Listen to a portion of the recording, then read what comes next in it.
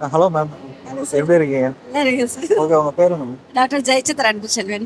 ஓ, டாக்டரா நீங்க? எஸ். சரி, ஓகே மேம். உங்களை பத்தி சொல்லுங்க மேம். எந்த டிஸ்ட்ரிக்ட்ல இருக்கீங்க? நான் சென்னை டிஸ்ட்ரிக்ட். ஓகே. பேசிக்கலி இந்த fencing coach. O, super.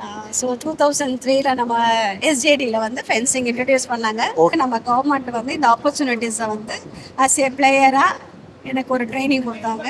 Then as a கோச்சாக நான் வந்து பட்டியாலாவில் போயிட்டு என்ஐஎஸ்னு ஒரு டிப்ளமா படிக்கணும். ஓகே. அதை நம்ம கவர்மெண்ட் வந்து படிக்க வச்சாங்க. அண்ட் தென் நம்ம டிபார்ட்மெண்ட்லேயே ஒரு ஃபென்சிங் கோச்சாக வேலை கொடுத்துருக்கோம். தமிழ்நாடு பிளேயர்ஸ் இன்டர்நேஷ்னல் லெவலில் வந்து நம்ம உருவாக்கியிருக்கிறோம். இப்போ நமக்கு சிஎம் டிராஃபியில் வந்து ஃபென்சிங் வந்து ஒரு ஒன் ஆஃப் த கேமாக இருக்குது. ஃபென்சிங்கில் வந்து 3 கேம் இருக்கும். எப்பி ஃபாயில் சேவர்.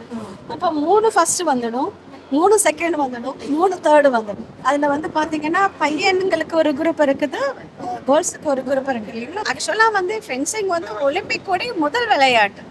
ஸோ நமக்கு லேட்டராக இப்போ தான் 2003 இந்த காலகட்டத்தில் தான் நமக்கு கிடச்சிது. 2025ல் சர்வதேச லெவலில் நம்ம வந்து இந்த விளையாட்டை வந்து நம்ம விளையாடுறோம்.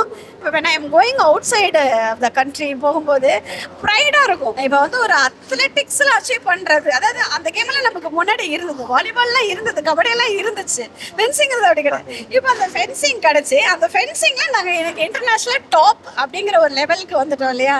So such a wonderful government we have sir. இப்போ இருக்கிற யங்ஸ்டர்ஸ் இப்போ நிறைய பேர் இந்த சிஎம் டிராஃபில கலந்துக்கிறாங்க. அவங்களுக்கு நீங்க என்ன சொல்ல விரும்புறீங்க? இப்போ எங்கள் யங்ஸ்டர்ஸை பார்த்தோம் அப்படின்னா not only they are a fencer, in education also ரொம்ப ஃபேண்டாஸ்டிக்காக படிப்பாங்க. நல்ல நாலேஜபிள் ஒன்று. நீங்கள் எந்த பிளேயரை கேட்டால் கூட நான் இன்ஜினியராக இருக்கேன், நான் லாயராக இருக்கேன், நான் டாக்டராக இருக்கிறேன், இப்படி தான் சொல்லுவாங்களே. ஸோ அந்த அளவுக்கு வந்து இன்னைக்கு அவங்களுக்கு எஜுகேஷனும் கிடைக்கிது த்ரூ ஸ்போர்ட்ஸால்.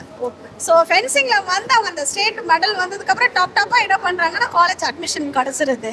ஸோ இப்போ ஒரு காலேஜ் அட்மிஷன்லேயும் பார்த்தீங்கன்னா கிளியராகவே தெரிஞ்சிடும், ஃபென்சர் எடுத்தோம்னா நம்ம காலேஜில் நல்ல ஒரு இது வந்துடும், ரேங்க் வந்துடும். இன்றைக்கி நீங்கள் பார்த்தீங்கன்னா இப்போ இது ஃபென்சிங்கில் மெடல் பண்ணியிருக்கவங்க பார்த்தீங்கன்னா ஒரு பர்டிகுலர் காலேஜஸ் இவங்களுக்கு வந்து அவங்க மெரிட், அதாவது ஃப்ரீயாக கொடுத்துருக்குறாங்க சீட்டு. ஸோ அதனால் அது கூட இப்போ இன்னைக்கு ஸ்டேட்டில் பண்ண அந்த 1 lakh இப்போ பார்த்தீங்கன்னா எத்தனை பிளேயர்ஸ் வந்து 1 lakh வாங்கிட்டாங்க பாருங்க.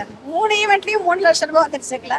நான் ஆஸ் ஏ எம்ப்ளாயியா அப்படின்னு பார்க்கல, ஆஸ் ஏ ஃபென்சரா, ஃபென்சிங் கோச்சா, மதரா பார்க்கும்போது இப்படிலாம் ஒரு ஃபெசிலிட்டிஸ் வந்து இப்படி அரசு கொடுக்க முடியுமா அப்படின்னு வியந்து பார்த்துட்டு இருக்கிறேன்.